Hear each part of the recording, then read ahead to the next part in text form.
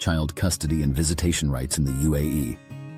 The United Arab Emirates has emerged as a multicultural global city with people from various countries, religions, and belief systems. The country continuously works towards building a land where these communities can grow and thrive. This is reflected in the legal landscape of the country that has undergone numerous changes in the last few years. What is the law governing family and personal matters in the UAE? The UAE Family Law comprises personal laws for Muslims and non-Muslim. The personal status law governing Muslims is stipulated under Federal Decree Law No. 41 of 2024, Personal Status Law.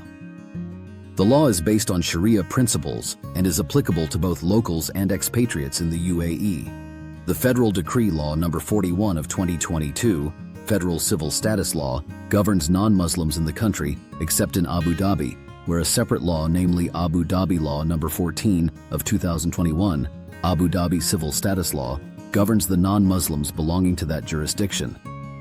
What is the child custody law in the UAE? Personal status law.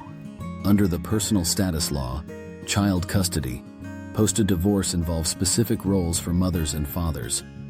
Mothers are generally made custodians of the children until children reach the age of 18. As a custodian, a mother is required to ensure the day-to-day care and well-being of the children. Consequently, children at this age live with their mother. On the other hand, fathers are given guardianship over the children. Guardians are to bear the financial responsibilities of the children and help in key decision-making.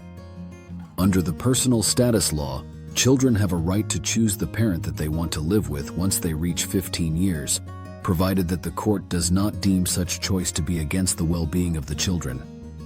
Civil status law. The Federal Civil Status Law and the Abu Dhabi Civil Status Law both provide for joint custody of children in case of divorce of the parents. Consequently, both parents are given equal rights and duties over their children. Both the father and the mother must contribute to the day-to-day care and well-being of the children, as well as their financial responsibilities. Parents may decide on how to bifurcate this responsibility. If they are unable to agree to the terms and conditions of joint custody, they may seek the help of the court. The right to joint custody can be waived by one of the parents. Parents may also be disqualified from custody over the child due to various factors as stipulated by law. In such cases, the other parent will have sole custody of the child. Can a custodial parent stop the other parent from visiting the children? Although parents are given distinct roles in the lives of the children, the law is clear that both parents have a right to visit and spend time with the children who do not live with them. This is clearly stipulated under Article 121 of the Personal Status Law.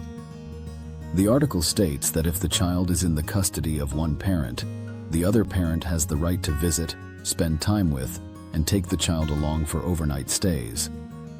According to what is mutually agreed between the parents, if the parents are unable to agree upon a visitation schedule, the court will design a schedule as per the best interests of the children.